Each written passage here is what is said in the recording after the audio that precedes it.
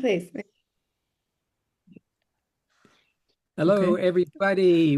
This is Gaia's podcast 2.0, and I'm here with Marla of the Eco Chapter, and we are so excited to introduce our guests for today. We've been looking forward to this for weeks, so I'm going to turn the introduction over to Marla. Hi everyone. Hi Brad again. And yes, it's so exciting. I'm still a bit starstruck that Manda Scott is in the room. Uh, but yeah, so I got introduced to Manda Scott through her podcast, Accidental Gods, and I've also done her Thrutopia masterclass. And if anybody wants to do the same masterclass, you can just go to through THRU Topia, TOPIA.life. And the masterclass is there. But it was a few years ago, and so it's recorded, but it's still amazing, amazing news. And yes, Manda is a Thrutopia novelist, podcast host from Accidental Gods, changemaker, storyteller, multi-hyphenate. And if I continued with what she does, we would be the whole 30 minutes and we will not have time. She's written so many books, she's written screenplays, and I was really lucky because I just saw her speaking at the Permaculture Festival this weekend. So yeah, it's so amazing to like go from listening to you to having you on our show. And so thankful for you to spend time with us. And we know that you're super busy writing your new book. But yeah, so today we'd like to kind of pick your brain, I guess, about like, what are your thoughts about Thrutopias and what's creativity's role in fixing this mess? So me and Brad have been talking a lot about the polycrisis and how it shows up in both our lives, even though we're both in quite different generations and we're both on the other side of the world. I'm in Sri Lanka and Brad is in North Carolina. Yet we're both being, affected by the polycrisis in many, many ways. And every week, well, every episode, we've been going through different ways that the polycrisis has been affecting us and, what we can do about it. And so today we're really excited to have you talk about creativity because you're obviously very creative. And what role you think creativity is playing in this mess. So I guess, yeah, like, maybe tell us a little bit about Thrutopias and how that came to be, and, for people who have never heard of this, Hmm. as compared to utopias or dystopias. Sure. Thank you. And thank you both. It's an honor to be here. And I'm so pleased that there are people who are really actively engaging with the multi-systemic crisis that we have and not trying to just fix isolated parts of it because it's so easy with the way our minds work to hone in on one thing and forget the bigger picture. And we're living the bigger picture. And that's largely what Thrutopias are aiming to do. So the word itself came from Rupert Reed, who was on the same permaculture festival with me. He coined it in an article in Huffington Post in 2017. And and then I set up the masterclass and asked him to speak on it. And I was looking for a name and he suggested Thrutopia and we ran with it. And it became apparent quite quickly that Rupert and I have somewhat disparate views of what Thrutopia is, but that it's a big church. We can be what we want it to be. My concept is that as a writer, there's very obviously dystopian and utopian genres. They are well established and have been going for a very long time. And dystopias basically look at the worst of humanity, and it's not hard. We just need to look around the world at the moment to see dystopias actively happening around us. And then to project that on into the future and have a look at what the world might look like 10, 15, 20, 100 years from now as we carry on down that path. And this is not useful for a number of reasons. And the first of which is that where we imagine, where we set our attention, is where we go. As humans, that our capacity to set our intention is one of the most powerful forces on the planet, and it's definitely our human superpower. And intention is the focus of attention. And if what we do is recycle over and over the dystopian horrors where we all end up being kebabbed over piles of burning tires by our bigger and nastier neighbours, then that's where we'll get to. And it's lazy. I mean, as a writer, it's effortless. So why would you do lazy writing? Except everybody who does it, they're all very well-intentioned people, and they all think that if I write the really bad dystopia, people will be so horrified that they will change their behavior. And the problem with that is, unless you tell people the options that they have, give them a sense of agency and direction of how to change their behavior, then they can't.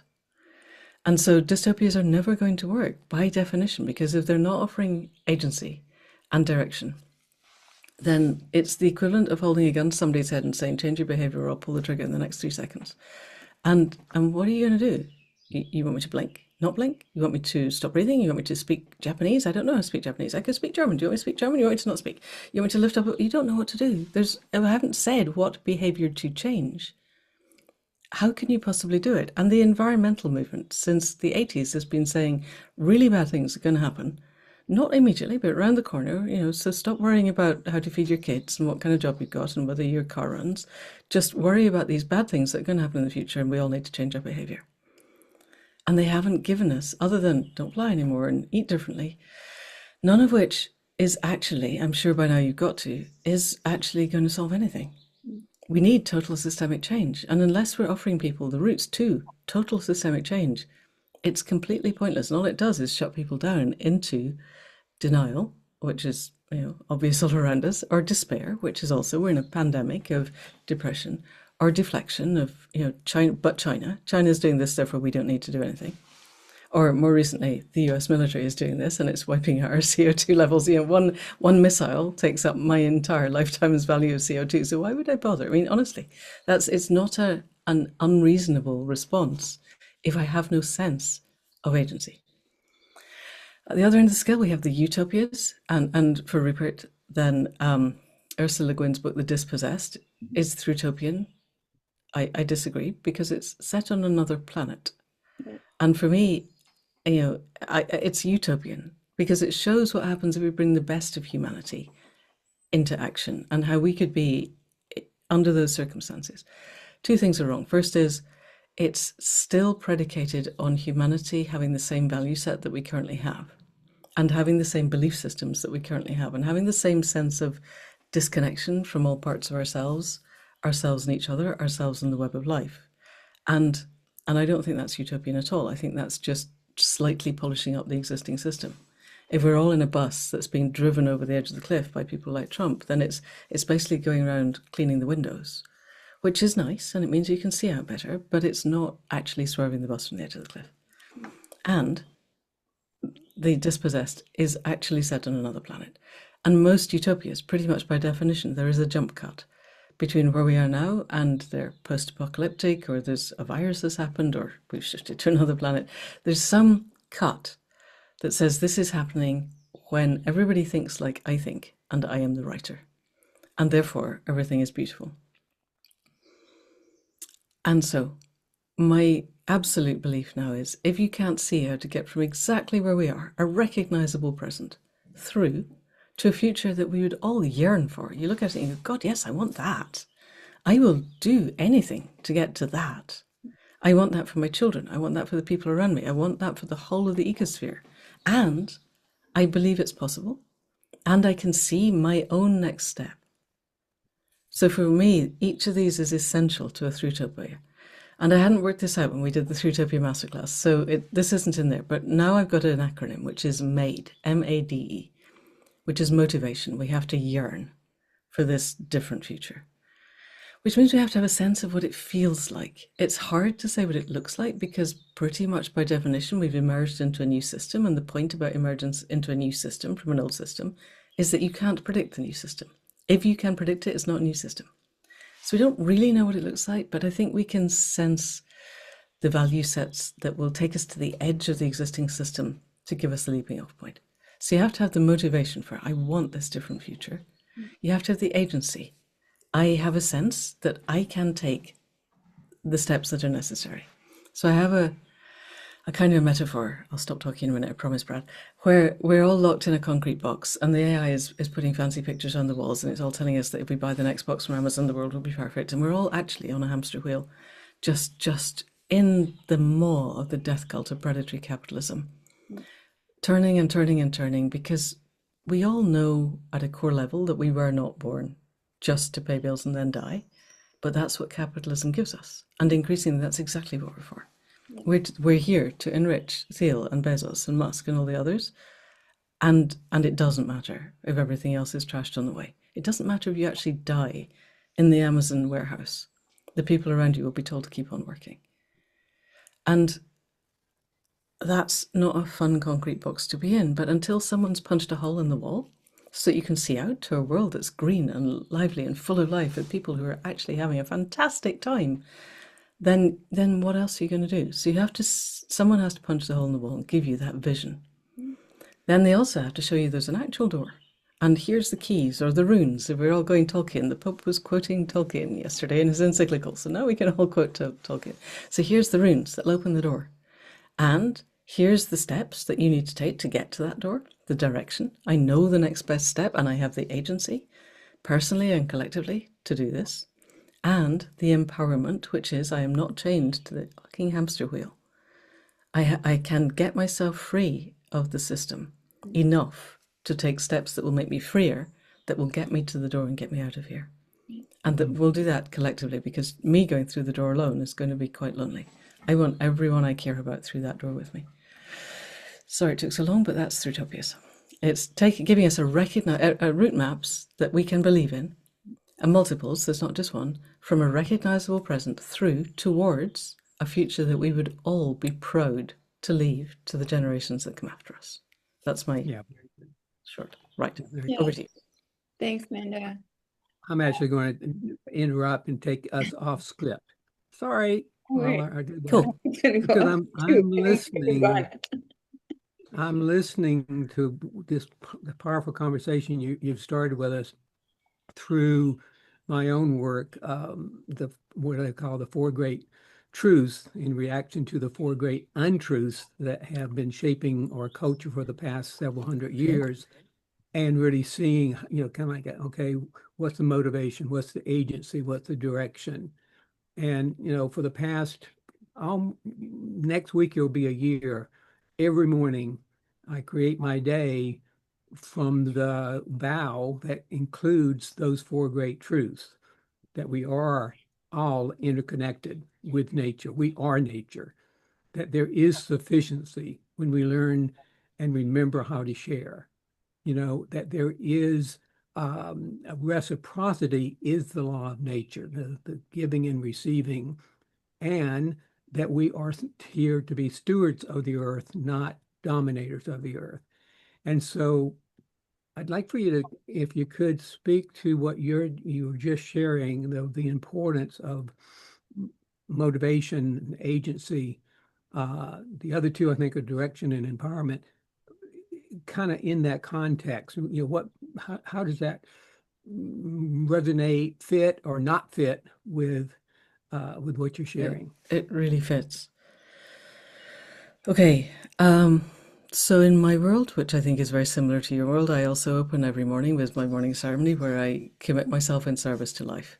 Specifically, I would say that we have the potential to be, our birthright is to be self-conscious nodes in the web, and thereby in service to the web. I think not even stewards, but for me, my job is to ask the web, what do you need of me? And respond to the answers in real time. And the answers may change moment by moment. What the web wanted yesterday and what it wants tomorrow may be completely different things.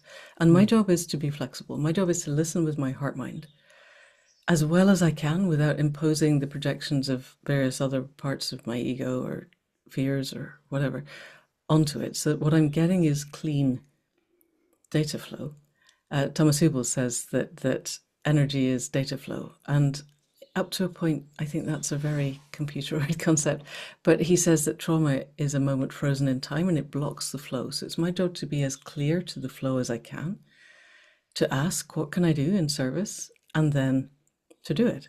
And my head mind then exists to act in service to the wanting, to what the web needs, rather than my head mind trying to define what it is that I should be doing, which gives my head mind a chance to relax from the sense of responsibility that our disconnect from the web of life has left us with. So totally, we are an integral part of the web of life. That's so obvious. There are people in Silicon Valley who think that, quotes, nature is an aesthetic option. And they are completely clear about this, and they think, therefore, that's an option you can choose to discard. And I want to know how they think they're going to breathe when there's no oxygen. Because, anyway, by every part, we're not. We are integral to the web of life. And the fact that you go and get your food from a supermarket and it's all shrink wrapped does not mean that that's where it came from. So There is sufficiency, yes. So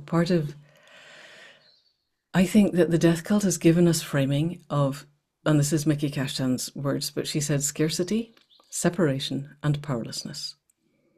We don't think there's enough, and therefore I'm already afraid. I'm already in sympathetic dominance. I'm already trying to grasp the stuff to myself, which means inevitably that I am gathering and gathering, and therefore other people have less. And you only have to look at the person who's about to become a trillionaire to see that this is not actually a winning solution, but it doesn't stop people doing it. So there is sufficiency. The opposite of scarcity, separation, and powerlessness is sufficiency and agency and connection. And so definitely, of course there is sufficiency. It's just a question of how we distribute it with the human and the more than human worlds. And I think that's really important. We can get locked into anthropocentrism quite fast. We need enough for all the people, and it doesn't matter what happens to everything else. And I think that would be a terrible mistake. I think we need to do the conscious evolution, the emergence into a new system where we have evolved to be self-conscious nodes in the web of life, where we're actually listening to the web of life, the whole of the web. And for me, the web is as much the red kite and the river and the rocks and the hill and the trees as it is any of the other people. So the whole web is sentient, and the whole web is alive, and the whole web is desperately keen to connect with us if we will only open and listen. So that's your first two. Reciprocity, yes, of course. Yes, I am offering myself in service to life. But the flow both is two ways, always. And when we're teaching the shamanic work, the shamanic dreaming, people come wanting to make relationships with guides. And we have to keep emphasizing this is a two-way relationship. In the beginning, you can ask for help, yes. And you can ask for help, and you can ask for help to make decisions and help to, whatever. But in the end, it's a reciprocal relationship. Once you are grounded enough and connected enough to know what you're connecting with and that it's safe and that it's here for the best and highest good of the whole web, then inevitably this is a reciprocal relationship. Even if you're making a connection with a rock, it still has to be reciprocal. So yes, reciprocity is the core. And we know, all of the studies show that as human beings, we find most meaning and purpose when we are giving of ourselves. Yes. That's what heals the great aching void inside, not another rocket to Mars or $1 trillion or another box from Amazon. It's giving. It's that feeling that I am here and I have value. And then, we're here to be stewards. I think we covered that in the beginning. I think we're here to offer ourselves in service. I think stewardship has a sense that we are still making the decisions. And I think it's really important that we get away from the idea that humanity makes the decisions, because we've proved that we're really very bad at that. And that takes us down the geoengineering route. And the one thing you can say with absolute certainty about that is it's going to go very badly wrong. The law of unintended consequences is going to apply. Trying to fun, right? That was the last geoengineering thing. Yeah, it's a disaster. So I think by opening to the web and understanding that the web wants things of us and has answers and can quite readily bring itself back into balance if we just stop pulling the other way, is really important. How does that land, Brad? I just want to land very, very strongly, and I just want, for anybody who may be listening to this, I want to just reiterate and underline when Manda talks about the web. It's the web of life, not the World Wide Web. I mean, yes, maybe it's a little bit of both. Maybe the World the Wide web of Web life is a different thing. Access, but it's the web of life, which I think, again, for me, and I think it was probably listening to one of your podcasts that I got, the web of life is a better way of describing what we're interconnected with versus nature, because nature kind of, I know a lot of the it exteriorizes it. It puts it there. Puts it out there instead of all inclusive. So yeah. And yes, it resonates very strongly. Thank you for that. Thank you. Good question. So Amanda, also I was listening to you speak at the Permaculture Festival and also coming back to that window with the punched hole in the wall. So I have issues with people going, yes, but, so we also wrote a book and it's called Dreams of Unwritten Futures, and very much a Thrutopian book. So that's what it looks like. But if you Yay. want it, it's available on our website. But the story that kind of is the spine of the book, it really talks about imagine a future. And the whole idea was that they get to, symbiosine without the whole apocalyptic, Yes. zombie face eating stage. Like that doesn't Yes. exist anymore. And so I've spoken to lots of people about the book, and they also think about it like a utopia. They're always like, yeah, that sounds great, but, and there's always this yes, but. And I think you also brought that up in the talk that you talked about in the permaculture festival. And so even though you showed them this window, even though you say like, look at this beautiful world outside, and I think for all three of us, you both are veterinary surgeons, I did animal science, we both did very Right. similar lives, and we're all writers and things like that. And we are showing that, yeah, we're fine. Like, I don't have an issue with my life. I'm not struggling. I'm not living in scarcity, even though I live in a Yeah. backpack, that's fine. Um, but it's so difficult to get people away from this yes, but. So I guess my question is for you, like, how do we do this? And like, what advice can we give to everybody else that's trying to move people away from the but and just take that out of the whole sentence, and to really believe Yeah. that we made, right? To really believe that we are empowered to do this and Yeah. we have the Yeah. ability to do it. So my understanding at the moment, my feeling at the moment is that the yes, but always comes from the parts inside us. So let's take a step back. Partly because I'm in IFS therapy, internal family systems therapy, and it's been life changing. And I think the model that it offers is of the concept that we have within us multiple parts, and that they are doing their very best to keep our system safe. And they're, generally speaking, there are protected parts and there are the wounded parts. And the protected parts will step up and do whatever it takes to keep the wounded part safe. And a bunch of things come from that, which is it's never about the trigger. That's the first one. And the story doesn't matter. And Zoom has just picked up on the fact that I put my thumb up. I hate that. It just spilled a couple of gallons of water somewhere in the middle of San Francisco just to prove that I did a gesture. So we need to help people to self-regulate to the point where those protected parts don't need to come up, because the wounded part at the base does not wish to have its hope dashed again, almost always. And that's because we're offering a vision, and all of the protected parts are going, don't even think about that. It can't happen. But because, whatever the because is. And Dick Schwartz says something that has been pretty interesting in a lot of the things that I teach, which is that almost all of us, almost all of the time, are walking around in a state of internal civil war. Mm. And until we can do the inner work to help those parts put down their need, let go of the responsibility, let go of the need to constantly be defensive, and relax enough to be open to ideas, then we're pushing against parts that have had a lot of practice pushing back. So the first part there's no point pushing against a protector part. Its job is to protect, and it will do whatever it takes to do that. And if that means that the person ends up walking away, they will end up walking away. So you have to get to a point where that part can stand down. And I think this is where we are as a culture. A lot of protected parts going, yes, but. And they have had a lot of practice, and they have a good reason for doing that. And there's a number of things that we bring to that. And the first is the more that we can be in self without our parts being activated, the easier it is for the people around us. So this is pure energy work, which is if I can be centered and grounded and authentic and have the narratives, because narratives, we are a storytelling species, and the yes buts are a story as much as anything else. Mm-hmm. Have the narratives that help people to thaw the parts that are frozen inside. So this is Thomas Hubel again, says that trauma is a part frozen in time.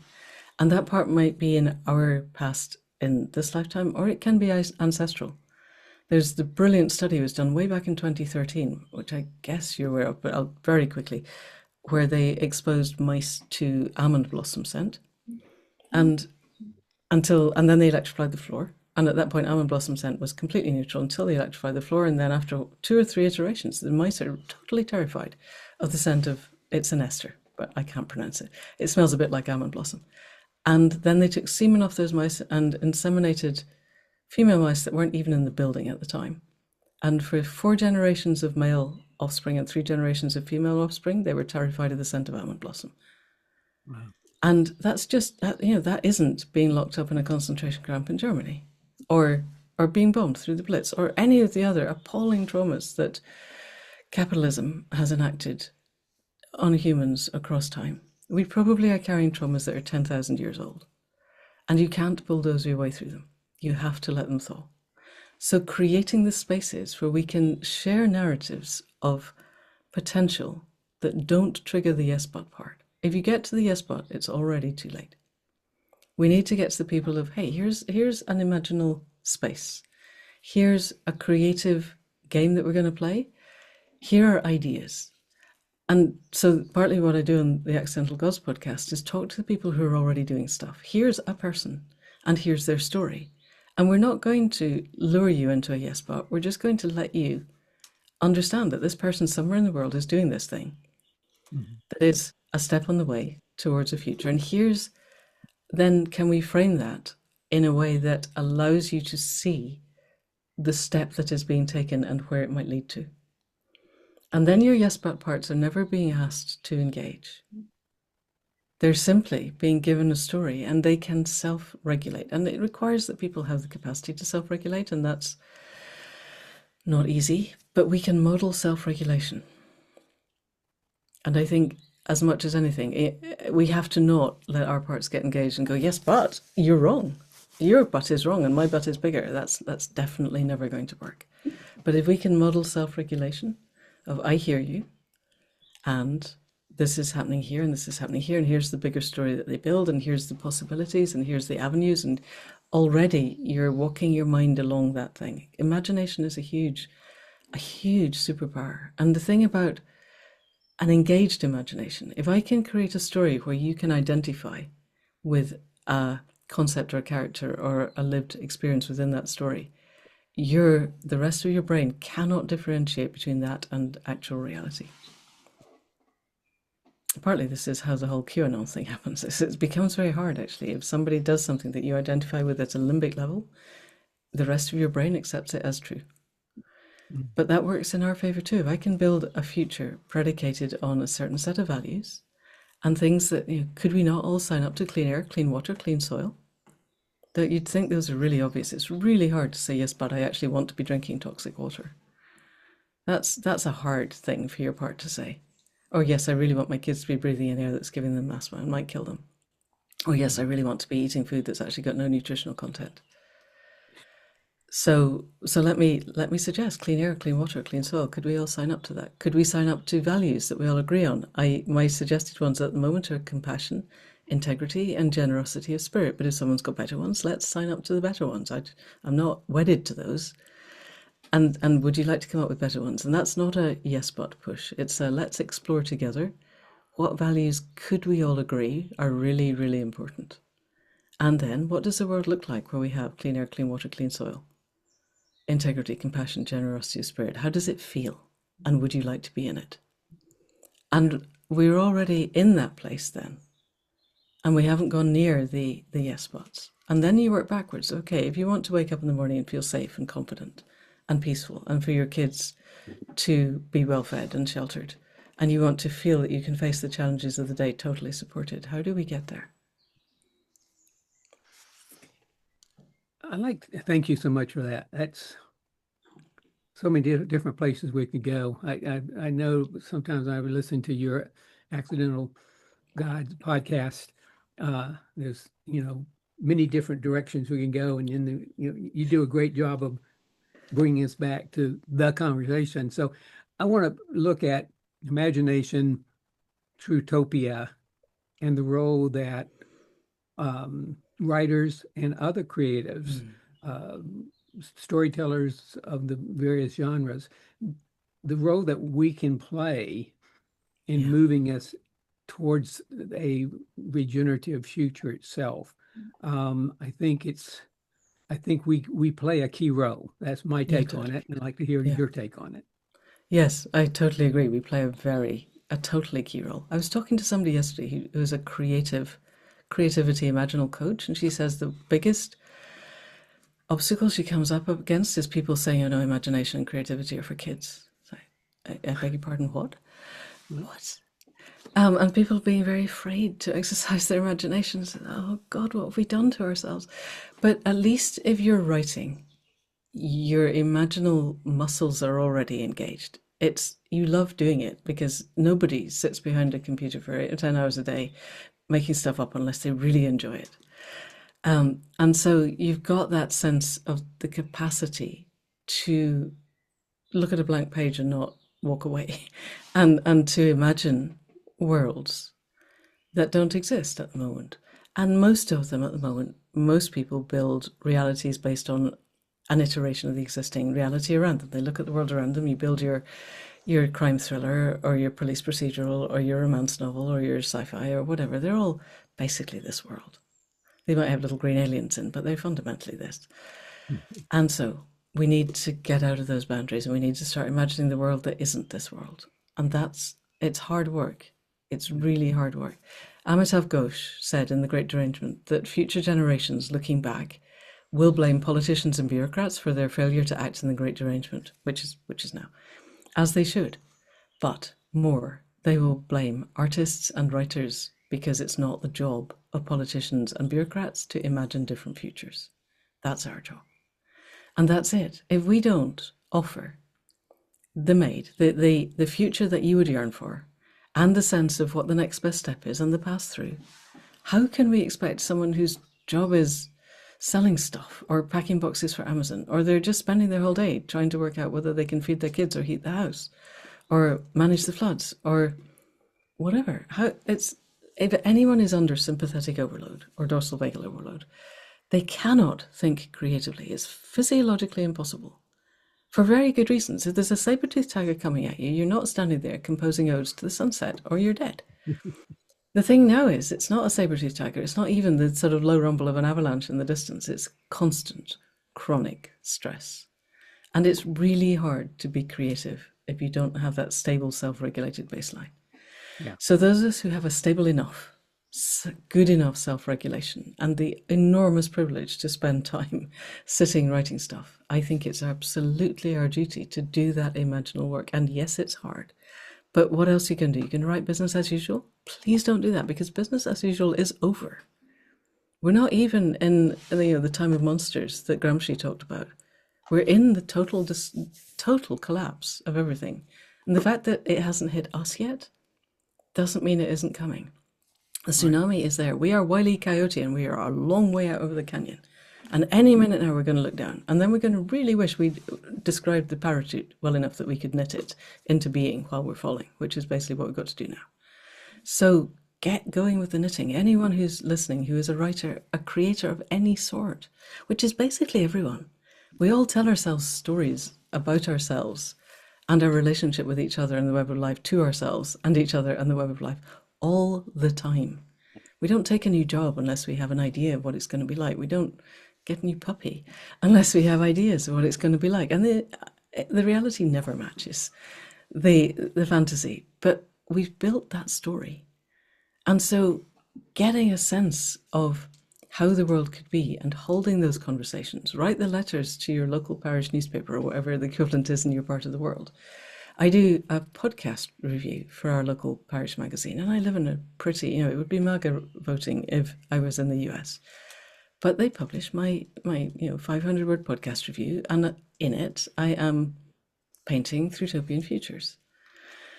And it's just disguised as a podcast review. You can do it in lots of ways. You can write poetry, you can write songs, you can write little videos for TikTok, but just make them Thrutopian rather than dystopian, utopian, or worst of all, just carrying on with the assumption that yesterday and tomorrow are going to be similar, because they're not. Yeah.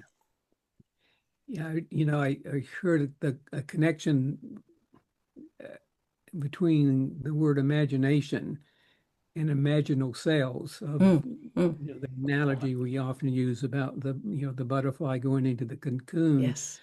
And I really get that one way you could hold us as authors and other creatives is that we are the imaginal cells of this civilization, yes. And we need to get to work get ourselves in the Yes. cocoon and Yeah, start to express ourselves as the butterfly that we could be. Yeah. totally. Yeah, I mean, Manda, I think you also like work with Rob Hopkins, who actually wrote an endorsement for our book, and he has this book called From Glad. What Is to What If. Yeah. And so I guess my question is also like when you talked about people who are in such a straight up state of stress that there's no way you could think of anything different, right? And I come from Singapore originally, where it's such a capitalist, consumerist, like nonstop way of life, which is why I'm in Sri Lanka at the moment because I just needed a break. But it's almost impossible to talk to people who are, they have kids, it's too expensive, Yeah. parents are working, they don't even see their partner, let alone, do anything for themselves, and then you tell them that, oh, you have to go and regulate your nervous system, No, it's hard. Yes. dream of a better future because you have these kids, what are you gonna like how do we You have to start where people are. yeah, You really have to start where we've people are. reached There's a brilliant podcast. You should talk to, if you can, he's very busy at the moment, Matt Golding, and his podcast is called, you're probably not going to say this, you might have to bleep it out. Screw this, let's try something else. And I like it. he's gone around the country talking to the people who are trying this something else in really deprived areas. And they're building housing co-ops. One of them was in Hull, and which is a really one of the least affluent areas of Britain, and 30% of the population is having to choose between feeding their kids and heating their house every winter. And he's talked to a housing association that just went along and bought the houses in this very tumble down street and put in proper insulation and solar panels and air source heat pumps. And the single mother who moved in with her, however many children, had been spending something ridiculous. I don't know the exact, I can't remember the numbers, but it was like something like £250 a month on her heating and power. And now she was down to less than 50. And it transformed her life. And then she can begin to engage with the other things. You can't expect people. This is why social justice and climate justice are two halves of the same coin within the hyper-complex system. You cannot expect people to be interested in how do we create a new economic system if the current economic system is destroying them. We need not to have the death cult of predatory capitalism, but if all you have is running 3 jobs to try and hold a roof over your head, that's not your highest priority. And it's not an accident that that's how the system is working. If you can keep people so busy they can't get together and talk about how ridiculous this is, then they will not notice that it's ridiculous. And so I think this is back to Joanna Macy, who had her 3 pillars of the Great Turning. There were the holding actions, which are just make it not too bad for people. There's the systems change, which is designing systemic change insofar as we can, and there's the shifting consciousness. And we need all 3. And some people are really in there in the communities doing the holding actions. And they still need the people imagining the systems change to see where the holding actions could take them. And they both need the shifting consciousness people to see how we get to the conscious evolutionary leap. We need all 3 of them. So you have to then tailor your conversation to who you're talking to. And if it's somebody who is struggling with 3 jobs and doesn't know how to feed the kids, then talking big stuff about hypercomplex systems is just not going to cut it. But you can talk about, like Zoran Mamdani does so well in the US, or Zach Balansky over here, let's tax wealth, not work, Tax wealth, not work. There shouldn't be billionaires. We should just cap. Nobody needs $1 billion. Just take it off them once they get to 999 million. Actually, I would cap it a lot lower than that. Nobody needs that kind of money, and think what we could do with it.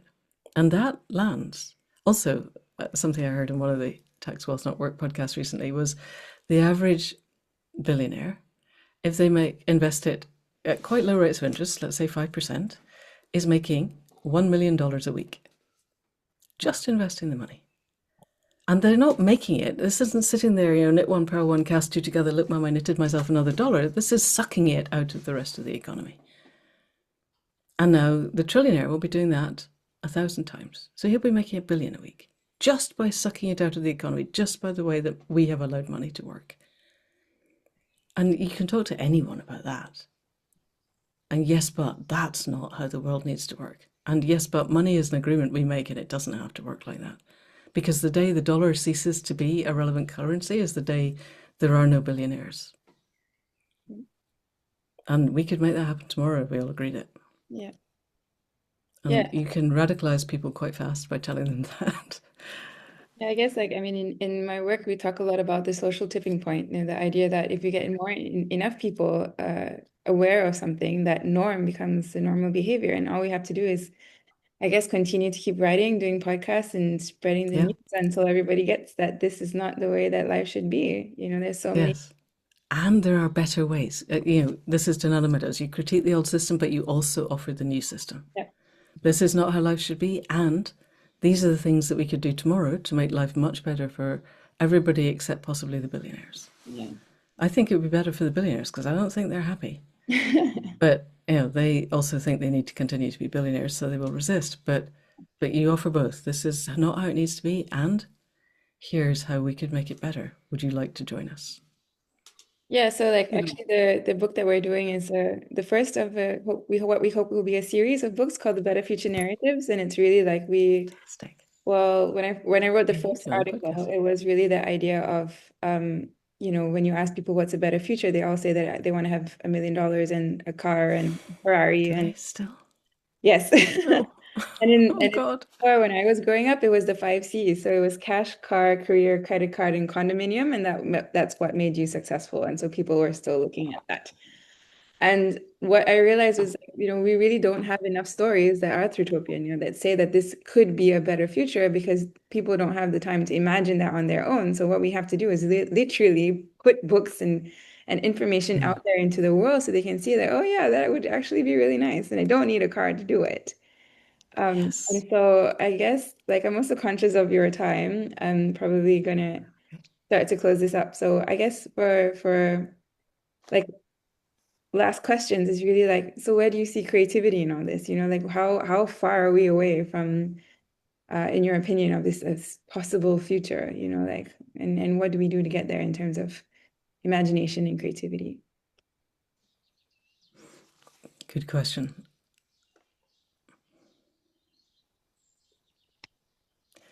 Okay, so we talked about tipping points. We don't know where the tipping points are, but we know that tipping points exist. So we do everything we can, as Brad said, to be the imaginal cells that become the imaginal islands that can change that from which the system can emerge.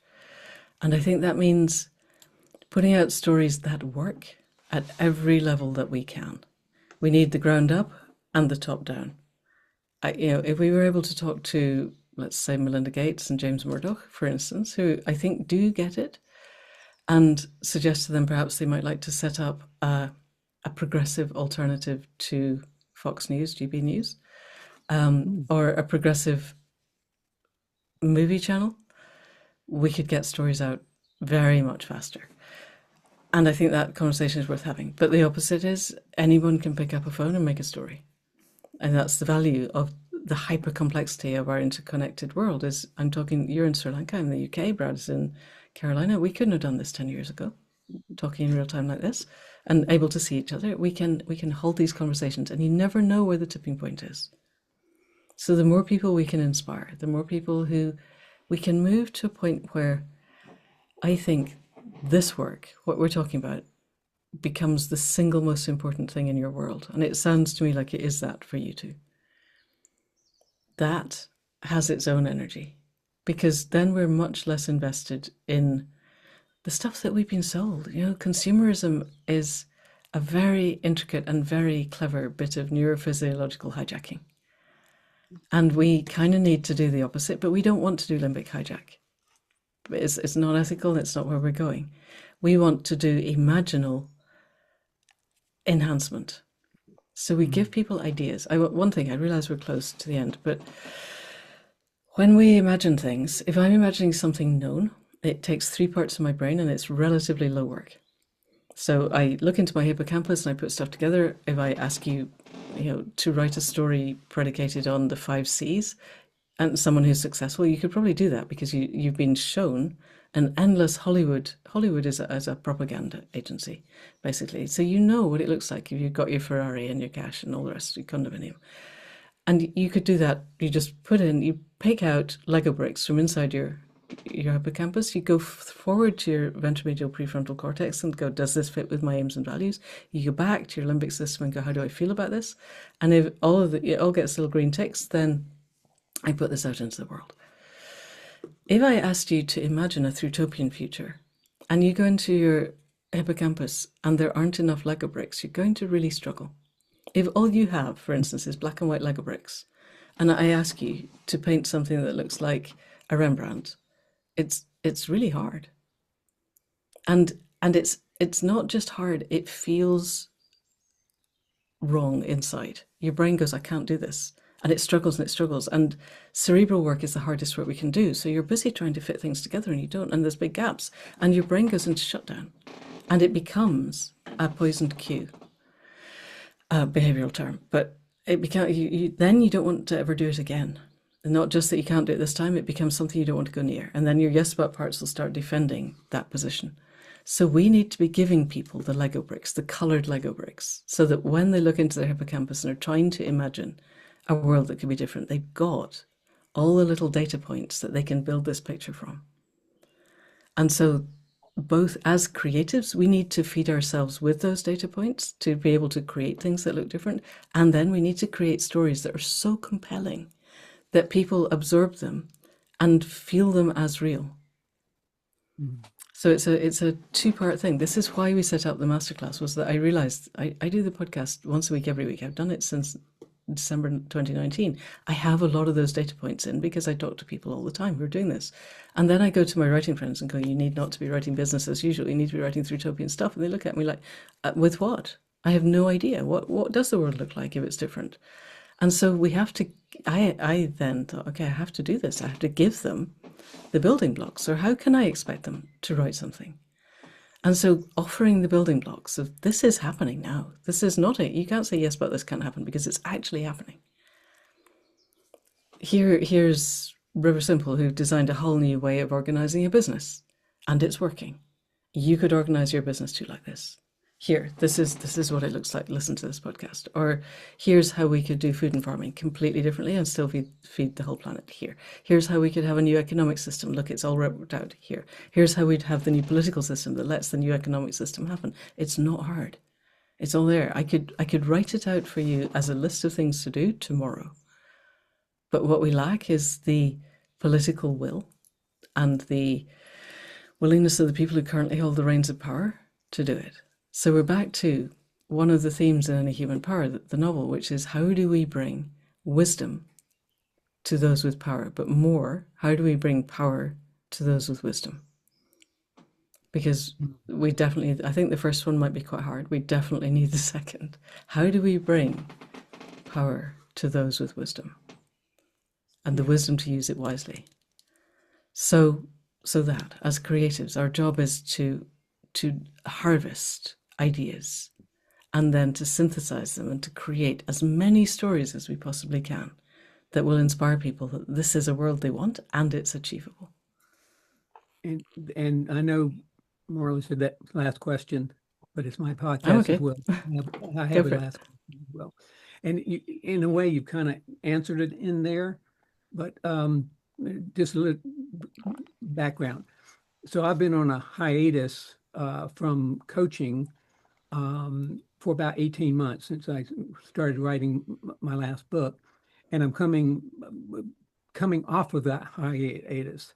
And my coaching is right on purpose coaching. So some of these books behind me, oh, there. That side, yes. Those on the top. And that's how Marla and I met, is to really work with aspiring authors and new authors. And Cool. as I come off the hiatus, it's like, it can't be just, okay, write the book that's in the current reality. It's, I really want to work with people who want to write Thrutopian novels and nonfiction and the like. And so what's the beginning step for somebody who's they want to write, and maybe they've been writing, but now they want to write seriously and get published and but also not just writing in the current world, but in a futuristic Thrutopia way, how might they get started? They probably listen to this podcast. I hope so. You have to feed your imagination with Mm, things that inspire you. You can't write about what you don't care about. Or at least you can, but it's not going to be worth reading. So you have to right. care about it. So you find out what really brings you alive, and then just do the research. Every writer is good at doing research. So let's say your thing is regenerative farming, and you really want to understand the difference between industrial and regenerative and how the world could be a completely different place. I will give you for free that David Johnson of the University of New Mexico said back in 2017 that if every farmed acre on the planet was to be farmed regeneratively instead of industrially, and was to sequester just a baseline of 1% carbon dioxide sequestration every year, which is really low for good regenerative farming, we would be back at pre industrial levels of CO2 within 10 years. Now, that's no longer true now, partly because the guy currently at the top of your government is pouring CO2 into the atmosphere with every missile he sends. And also, we burned more oil since then than the whole of previous human history. So it's not going to work now, but it's still possible. So get inspired by that. Find out, listen, there's loads of regenerative farming podcasts. I think podcasts are great because they're real time. Any book, the publishing cycle being what it is, unless you are writing it with AI, which just don't, and publishing it, the day you've written it, it's out of date by the time someone reads it. That doesn't make it bad. There's some old books that are really, really worth reading, sorry. But podcasts, this isn't live, but it could be. You could put it out tomorrow. So podcasts are up to the minute this is happening now. And they're very egalitarian because I don't know what it costs you guys to do this. I don't know if you pay your producers, but it's doable to get a podcast decently produced and put it out. And there are books and there are movies on YouTube. So you can just immerse yourself for a while in whatever your subject is. And it doesn't have to be regenerative farming, obviously, regenerative lifestyles, whatever, and let the story arise because it will. And I think one of the key things with Thrutopian writing that we have to avoid is don't preach. You could write a Thrutopian thriller. You could write a Thrutopian police procedural where, there's the body and it's Miss Scarlet with the lead piping in the library, as we all know, and it's exactly the same kind of police procedural that anybody else has read, but all of the characters around are in a world where they know the existing system is broken and they are doing their best to work towards a better system. And that's Thrutopian. It doesn't have to be, okay, guys, sit down. I'm going to tell you in slightly clunky prose what happened when we all decided to farm regenerative, because that's going to hit the yes buts. It's like, that's just not going to happen. You've got to write books that feel like this could happen. And so be real. Start in a recognizable presence. Start where people are. Don't preach at them. Nobody likes being patronized, but open doors to possibilities. Let your characters live with those possibilities. Have fun. Yeah. That helps. Yeah. Speaking of having fun with books, I know you're writing a new one, and I am so I much fun. heard it at so I believe it's a vampire werewolf and fairy walk into a bar. Do you want A fae, not a fairy, fae, F-A-E, fae. But yes, to exactly that. Yes. I just woke up one morning with that line running through my head and I thought, oh, that's interesting. And then the log line is, it's hard being immortal on a dead planet. So even the worst of enemies can unite to fix things, right? So I wanted to write something that was, obviously it's going to be a fantasy novel. It's got werewolves in it and vampires. But it's also predicated on they've realized that it's not, they've got, if everything goes really bad, they've got 100 million years waiting for something interesting to evolve, and that's not going to be fun. And so, and they may hate each other because they've all done kind of questionable things in the past, but they're actually going to have to, and they each have a person that they are closely enough linked with that they can bring them in. And then I have no idea where it's going, but I'm having fun writing it. So yeah, that. Can't wait. Perfect example of, Yeah. Do what's fun. See where Thrutopian it goes. methodology and how to Yeah, get started. Yeah. yeah, Yeah. yeah. Very good. Very good. Looking forward. And do you have any any clue as to when that will be out and available? No. No, No, no, no, right. no. We haven't even given it to a publisher yet. I'm tidying up the first 20,000 words as we speak. And so publishing cycles are, the publishing world is a whole other thing. Yeah. And I might actually end up self-publishing because that gives us much more control. And it's a very different thing than it was. And I'm not sure I want to do that, but it is definitely an option. Yeah. And it's better than having a bunch of people who really don't get it. So yeah. No, my last book, I was with a publisher who absolutely did get it. I want to make that clear. September Publishing totally got Any Human Power, and it was really interesting to be working with a publisher that completely got the book. So yeah, who knows? I have no idea. Watch this space. Okay. Well, Well, thank we you Thank want you to so guys. much. thank you. Yeah. Thank you for this time. Yes, Well, thank you. thank you. It's been an honor and a delight and such interesting questions. I'm so glad you guys are doing this. But It's yeah, so if good. anybody else wants to follow Amanda's work, she has a free podcast call on her Accidental Gods page, and she also has a membership which you can join. She's got many, many books that you can read, and she said Any Human Power is the last one, and she's writing a new one now. And she also does shamanic training courses on her dreamingawake.com, dreamingawake.co. .co.uk. Yeah. Okay. I'm signing up for it in October, I think. So I'm really interested Yay. to do that. Yeah. Cool. Um, Yes. but yeah. And then if people want to do the Thrutopia masterclass, you said Oh, at the yeah, beginning I it's did, on yeah. thrutopia.life. It is 4 years old now, but if you're coming new to this, the principles are all still there. Yeah, I've done the masterclass even though it was recorded, and it's still got amazing Oh, recordings of thank you. many, many You different guys are so cool. things. Thank you. And Brad is signing up for it. That's next. I've been ready to, yes, So exactly. Brad, we'll it's give it to cool. you. I will give it to you. Yeah, I'll contact you after. I'll send you a link. Thank you Super. very, very, very much. And for everything that Thank you're you. doing for the world. Like I think we're all Yeah, benefited. yeah. I definitely want to talk to you guys on accidental gods. We'll sort that out after. Yes. Oh, that'd be amazing. Thank Grand. you. Thank you. Thank you so much. Thank you. Thank you. Oh, yes. We all have to do that.